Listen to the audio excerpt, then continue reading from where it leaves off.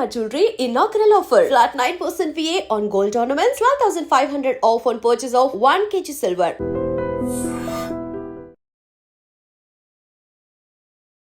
Welcome to I dream. నా పేరు Lumbini. Current competitive exams, most importantly government competitive exams status ఏంటి and coming few days లో ఏ exams ఉన్నాయి, దేనికి ఎలా ప్రిపేర్ అవ్వాలి డిస్కస్ చేద్దాం. ఈ రోజు మనతో పాటు ఉన్నారు ఆరుష్ ఎడ్యుజోన్ ఫౌండర్ బాలాజీ గారు. Let's talk to him. Hello sir. Sir, RRB group D dates అయితే వచ్చేసాయి ఎగ్జామినేషన్ వి. అయితే మోస్ట్ ఇంపార్టెంట్ ఈ పాయింట్ ఆఫ్ టైమ్ లో ఇప్పుడే ప్రిపరేషన్ స్టార్ట్ చేయాలనుకుంటున్న వాళ్ళు చేయొచ్చా? అండ్ బయట కాంపిటీషన్ ఎలా ఉందంటారు? ఆర్ఆర్బి గ్రూప్ డి అనేటువంటిది ఒక మాస్ రిక్రూట్మెంట్ అండి. ఎందుకంటే 10th క్లాస్ బేస్ క్వాలిఫికేషన్తో ఒక బల్క్ జాబ్స్ అనమాట. అంటే మనకి థౌజండ్స్ ఆఫ్ జాబ్స్తో నోటిఫికేషన్ అనేటువంటిది రిలీజ్ అయింది. సో దీనికి ఎక్కువగా మన సౌత్ స్టేట్స్ కంటే కూడా నార్త్ స్టేట్స్ వాళ్ళు చాలా ఎఫర్ట్ పెడుతుంటారు అనమాట. అంటే మనకి సౌత్ స్టేట్స్ ఆంధ్రాలో మీకు శ్రీకాకుళం, విజయనగరం, విశాఖపట్నంలో ఒక బీఈడి అండ్ డిఎస్సి అంటే వాళ్ళకి పిచ్చి ఉంటుంది. అసలు ప్రతి ఇంట్లో ఒక డిఎస్సి టీచర్ అవ్వాలని కోరుకుంటుంది అనమాట. అలా ఈ నార్త్ వాళ్ళకి ఏంటంటే ఈ మనకు గ్రూప్ డి వీటి మీద చాలా ఫోకస్ ఉంటుంది. ఈ విధంగా చూసుకున్నప్పుడు కాంపిటీషన్ అనేది చాలా చాలా ఉందండి. ఈవెన్ మన ఆంధ్ర, తెలంగాణ ఈ సికింద్రాబాద్ జోన్ చూసుకుంటేనే మోర్ దెన్ 9 lakhs అప్లికేషన్స్ అనేటువంటివి ఈ పోస్టులకు వచ్చాయి. కాకపోతే ఇప్పుడు మనకి ఎగ్జామ్ డేట్స్ అనేది ఇచ్చారు. అంటే కాంపిటీషన్ చాలా ఎక్కువ ఉంది. ఒక్క పోస్ట్కి 350 వరకు కూడా కాంపిటీషన్ ఉంది. ఎందుకంటే 10th క్లాస్ క్వాలిఫికేషన్. కాకపోతే ఇక్కడ మనం గుర్తుపెట్టుకోవాల్సింది ఏంటంటే 350 మంది పోటీ ఉన్నారు అనుకుందాం. కానీ వీళ్ళు పెట్టిన వాళ్ళు ఎవరు? 10th క్లాస్ క్వాలిఫికేషన్తో ఉన్న వాళ్ళు పెట్టారు. 10th క్వాలిఫికేషన్తో పెట్టిన వాళ్ళలో అంత సిన్సియారిటీ అనేటువంటిది చాలా మందికి ఉండదు. ఇప్పుడు ఒక డిగ్రీ చదివిన వాళ్ళు, ఒక మెచ్యూరిటీ వచ్చిన వాళ్ళు అప్లై చేస్తే అందులో మనకి ప్రిపేర్ అయ్యేటువంటి వాళ్ళలోనే 30% అంతవరకు ఉంటుంది. సీరియస్ క్యాండిడేట్స్ 30% కూడా ఉండరు. కానీ మరి ఇది 10th క్లాస్ క్వాలిఫికేషన్తో పెట్టినటువంటి వాళ్ళు కాబట్టి అవుట్ ఆఫ్ 300లో మీరు అందరూ మీ కాంపిటేటర్స్ అని అనుకోవాల్సిన అవసరం లేదు. అంటే ఆ 300 కాంపిటీషన్లో మీకు హార్డ్లీ మీరు గట్టిగా ప్రిపేర్ అయితే ఒక 50 మెంబర్స్ మీకు సరైన కాంపిటీషన్ ఇచ్చేటువంటి వాళ్ళు అనుకోవాలి అంతే. అంతకు మించి మిగిలిన వాళ్ళంతా కూడా ఏదో పెట్టామనుకోవడానికి. సార్, అదేవిధంగా మనకి ఎగ్జామ్స్కి చాలామంది ప్రిపేర్ కాలే ఇప్పటి వరకు కూడా. ఎందుకు ప్రిపేర్ కాలేదంటే ఈ ఆర్ఆర్బి గ్రూప్ డి అనేటువంటిది మనకి కోర్టు కేసు అయింది. అంటే 10th క్లాస్ క్వాలిఫికేషన్ అని, అంతకుముందు ఐటీఐ క్వాలిఫికేషన్ ఇవ్వాలని చెప్పేసి దీని మీద ఒక ఇష్యూ జరిగి కోర్టు కేసు అయింది. దానివల్ల ఎగ్జామ్ డేట్స్ అనేవి లేట్గా రావడం జరిగింది, రీసెంట్గా వచ్చాయి అనమాట.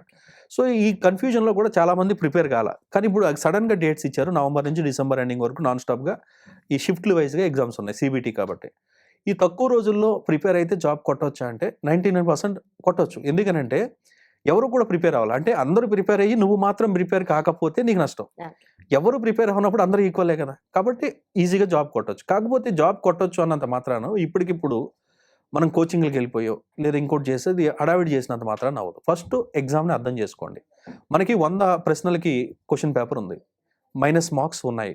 100 ప్రశ్నలకి క్వశ్చన్ పేపర్స్ ఉన్నప్పుడు ఎక్కడెక్కడి నుంచి మనకి పర్సెంటేజ్ వెయిటేజ్ ఎంత ఉందని చూసుకుంటే రీజనింగ్ 30 మార్క్స్కి ఉంది, సైన్స్ జనరల్ సైన్స్ 25 మార్క్స్కి ఉంది, దాని తర్వాత మనకి అర్థమెటిక్ 25 మార్క్స్కి ఉంది, జనరల్ అవేర్నెస్ 20 మార్క్స్కి ఉంది. ఈ 4 చూసుకున్నప్పుడు 100 మార్క్స్. ఈ 4గిట్లో వెయిటేజ్ దేనికి ఎక్కువ ఉంది అంటే రీజనింగ్ ఉంది. తర్వాత జనరల్ సైన్స్ అండ్ అర్థమెటిక్ 25 తక్కువ వెయిటేజ్ మనకు జనరల్ అవేర్నెస్ ఉంది. ఇప్పుడు ఈ 4 పార్ట్స్ని చూసుకున్నప్పుడు మీరు రీజనింగ్ అనేటువంటి టాపిక్ చూసుకుంటే రీజనింగ్ అంటే రీజనింగే, అందులో మళ్ళీ వేరే వేరే టాపిక్స్ కానీ వేరే సబ్జెక్ట్స్ లేవు. అంటే కేవలం ఒక సబ్జెక్ట్కి 30 మార్కులు వస్తున్నాయి అక్కడ.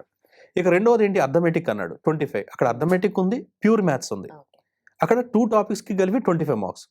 ఇక సైన్స్ చూసుకుంటే physics, chemistry, biology, science and technology 4 సబ్జెక్టులకి 25 marks ఉంది. ఇక్కడ జనరల్ అవేర్నెస్ చూసుకుంటే history, economy, geography, polity, current affairs, static GK ఇవన్నీ కలిపితే 20 మార్కులకు ఉంది. అంటే ఇప్పుడు మనకు తక్కువ వెయిటేజ్ ఉన్నటువంటి సబ్జెక్ట్స్ మీద ఎక్కువ పట్టుకుంటే మార్క్స్ వచ్చే ఛాన్స్ తక్కువ. అంటే మీకు జాబ్ని ఇచ్చేటువంటి ప్రధానమైనటువంటి అంశం ఏంటంటే రీజనింగ్. ఈ రీజనింగ్ ఉన్న మరొక ముఖ్యమైనది ఏంటంటే ఇప్పుడు జనరల్ అవేర్నెస్లో మనం తలకిందులుగా తపస్సు చేసినా ఫుల్ మార్క్స్ కొట్టలేము. జనరల్ సైన్స్లో ఫుల్ మార్క్స్ రావు, అసాధ్యం. కానీ రీజనింగ్ నువ్వు సరిగా ప్రాక్టీస్ చేస్తే 100% మార్క్స్ సాధించవచ్చు. కాబట్టి ఇక్కడ రీజనింగ్ మీద ఫుల్ ఫోకస్ చేసి అదేవిధంగా second priority arithmetic and pure మ్యాథ్స్కి ఇచ్చుకొని, ఇక సైన్స్ చూసుకుంటే physics, chemistry, biology, science and technology అనేవి అయితే ఉన్నాయో అక్కడ అది వాషింగ్ లాంటిది, చాలా విపరీతమైనటువంటి సిలబస్ ఉంటుంది, దానికి లాస్ట్ వెయిటేజ్ ఇచ్చుకోండి. తర్వాత మనకి జనరల్ అవేర్నెస్ చూసుకుంటే మనకు history, geography, economy, polity, current affairs, static GK అనుకున్నాం. మరి ఇన్నిటిని చదివేసేయాలా 20 మార్కుల కంటే? మీరు ప్రీవియస్ పేపర్ అబ్జర్వేషన్ కంపల్సరీ ఉండాలండి. ప్రీవియస్ పేపర్స్ అబ్జర్వ్ చేసినప్పుడు ఈ 5 టాపిక్స్ నుంచి దాదాపు 20 మార్కుల వెయిటేజ్లో మీకు 12-13 మార్కులు ఎక్కడి నుంచి వచ్చాయంటే కరెంట్ అఫైర్స్, జీకే నుంచి మాత్రమే వచ్చాయి. ఓకే. మీరు హిస్టరీ ఫర్ ఎగ్జాంపుల్ హిస్టరీ తీసుకుంటే మిడివెల్ ఉంటుంది, ఏన్షియంట్ ఉంటుంది, మోడర్న్ ఉంటుంది. ఆ మొత్తం చదివితే వచ్చే మార్కులు 3, 2 మరి ఎందుకు చదవాలి అది? హ్మ్. చదవద్దని అంటలా. హ్మ్. ఏమైనా ప్రీవియస్ పేపర్స్ ప్రాక్టీస్ చేయండి. ఆటోమేటిక్‌గా మీకు అక్కడికి దాంట్లో ఎంతో కొంత కొంత పోర్షన్ కవర్ ఎంతో కొంత అవుతుంది. కవర్ అవుతుంది. ఓకే. ప్రీవియస్ అంటే వెయిటేజ్ లేని వాటిని కేవలం ప్రీవియస్ పేపర్స్ చదవండి. మోడల్ పేపర్స్ చదవండి. వెయిటేజ్ ఉన్న వాటిని ప్రాణం పెట్టి ప్రాక్టీస్ చేయండి. ఓకే. ఫర్ ఎగ్జాంపుల్ ఈ 70 డేస్ ఉందండి. ఈ 70 డేస్‌లో మీరు రోజుకి 12 అవర్స్ చదువుతుంటే 8 hours reasoning and arithmetic practice. మిగిలింది మాత్రం general awareness, current affairs and GK. Okay. ఈ సైన్సెస్ అంటారా ఏదో విధంగా మీకు మేనేజ్ చేసుకొని ప్రీవియస్ పేపర్స్, మోడల్ పేపర్స్‌లో ఎన్నో కొన్ని తగులుతాయి. ఓకే. సో, ఈ విధంగా మీరు 100కి 70 మార్క్స్ గనక తెచ్చుకోగలిగితే గ్యారంటీగా జాబ్ వచ్చేటువంటి అవకాశం ఉందనమాట. ఇంకొక ముఖ్యమైన అంశం ఏంటంటే చదవడం కాదు. చదివినంత మాత్రాన రావు ఇక్కడ. ఇదేంటంటే ఆహ్, జనరల్ స్టడీస్ కాదు మీరు చదివేది. మనకు రీజనింగ్, అర్థమెటిక్ అండ్ జీకేయూ చదువుతున్నాం కాబట్టి మైనస్ మార్క్స్ ఉన్నాయి కాబట్టి ఖచ్చితంగా ప్రతిరోజు ప్రాక్టీస్ ఉండాలి. ఓకే. ప్రాక్టీస్ ఉంటేనే ఎందుకంటే అక్కడ టైం కూడా చాలా ఇంపార్టెంట్. రీజనింగ్ అనేటువంటిది ఎంత ప్రాక్టీస్ చేస్తే అంత తొందరగా మనం ఆన్సర్ చేయగలుగుతాం కదా! కాబట్టి ప్రాక్టీస్ చేస్తే ఎక్కువ practice and reasoning, arithmetic priority, general awareness and జీకేకి ఎక్కువ ప్రాధాన్యత ఇచ్చుకుంటూ సైన్స్‌ని కొద్దిగా పక్కన పెట్టుకుంటూ model papers, previous papers practice చేసుకుంటే 100% సాధించొచ్చు. ఇంకొక అద్భుతమైన అవకాశం ఏంటంటే స్టేట్ బోర్డ్స్‌లా కాదు.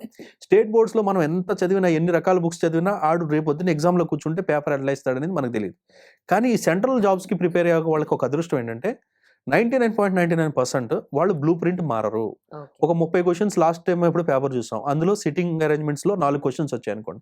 ఇప్పుడు సిట్టింగ్ అరేంజ్‌మెంట్స్‌లో 4 క్వెషన్సే వస్తాయి. కాబట్టి బ్లూ ప్రింట్ మారదు కాబట్టి మనం కన్‌ఫ్యూజ్ అవ్వాల్సిన అవసరం లేదు. కష్టపడాల్సిన అవసరం లేదనమాట. యాజ్ ఇట్ ఈస్‌గా పాత పేపర్స్‌ని తీసుకొని, నేను చెప్పిన స్ట్రాటజీ తీసుకొని వీలైతే కోచింగ్‌కి వెళ్ళొచ్చు. వెళ్ళకపోయినా పర్వాలేదు. ఓకే. వెళ్ళకుండా వీలైతే ఆన్‌లైన్ కోచింగ్ బెటర్ ఈ టైంలో. ఆఫ్‌లైన్‌కి వెళ్ళి మనం కన్‌ఫ్యూజ్ అయ్యి ఆ వందల మందిని ఒకే చోట కూర్చొని వేరే అలిగేషన్స్ వచ్చేస్తాయి. దగ్గర టైం ఉంది కాబట్టి. కాబట్టి ఇట్లా ఆన్‌లైన్‌లో మంచి బుక్స్, మంచి టెస్ట్ సిరీస్ దగ్గర పెట్టుకొని సిలబస్‌ని అర్థం చేసుకొని ప్రిపేర్ అయితే చాలా ఈజీగానే జాబ్ సాధించొచ్చు. ఓకే. బట్ చాలామంది అర్థమెటిక్, రీజనింగ్‌లో చాలా వీక్ ఉండి జీకేలో కొంచెం పర్లేదన్నట్టుగా ఉంటారు. కాకపోతే వాళ్ళకి ఇది హెల్ప్ అవ్వదు కదా మరి. అంటే జీకే మనం సెంట్రల్ గవర్నమెంట్ జాబ్స్‌కి వస్తున్నాము అనేటప్పుడు స్టేట్ గవర్నమెంట్ జాబ్స్ అండి. స్టేట్ గవర్నమెంట్ జాబ్స్‌లో జనరల్ అవేర్‌నెస్ 80% ఉంటుంది. జనరల్ స్టడీస్ అనేది. అర్థమెటిక్, రీజనింగ్ వెయిటేజ్ అక్కడ చాలా తక్కువ. ఒక వ్యక్తి సెంట్రల్ గవర్నమెంట్ జాబ్స్‌ని చూస్ చేసుకున్నాడు అంటే అక్కడ 80% వెయిటేజ్ ఏ ఉద్యోగానికైనా సరే రీజనింగ్, అర్థమెటిక్ రీజనింగ్. ఉంటుంది. ఓకే. ఎస్ఎస్‌సికి అయితే ఇంగ్లీష్ కూడా యాడ్ అవుతుందనమాట. సో, సెంట్రల్ గవర్నమెంట్‌కి వచ్చాము అంటే రీజనింగ్, అర్థమెటిక్ మీద ఫోకస్ చేయాల్సిందే. ఇంకొక లక్ ఏంటంటే ఫర్ ఎగ్జాంపుల్ జనరల్ అవేర్‌నెస్‌లో మనం ఏదైనా హిస్టరీ పట్టుకున్నాం అనుకోండి. ఒక్కొక్క టాపిక్‌కే మనకి హండ్రెడ్స్ ఆఫ్ పేజెస్ ఉంటుంది. ఈ రీజనింగ్, అర్థమెటిక్ అనేది ఒక మంచి గురువుని సెట్ చేసుకుంటే అది ఆన్‌లైన్ అయినా, ఆఫ్‌లైన్ అయినా ఈవెన్ నాన్ మ్యాథ్స్ స్టూడెంట్స్ అసలు మ్యాథ్స్ అంటే రాని స్టూడెంట్స్ ఎవరైతే ఉన్నారో వాళ్ళు కూడా జీరో నుంచి ప్రారంభించిన షార్ట్ కట్స్ అవి ఎవరైతే బాగా చెప్పేటువంటి ఫ్యాకల్టీ ఉంటారో అలాంటి వాళ్ళని చూస్ చేసుకుంటే చాలా ఈజీ అవుతుందండి. ఈవెన్ గ్రామీణ స్టూడెంట్స్‌కి కూడా. యాహ్! ఆ టిప్స్ అండ్ ట్రిక్స్ ఫాలో అయితే ఈజీగానే చేయొచ్చు. అవునండి. Done sir. Thank you so much. Thank you.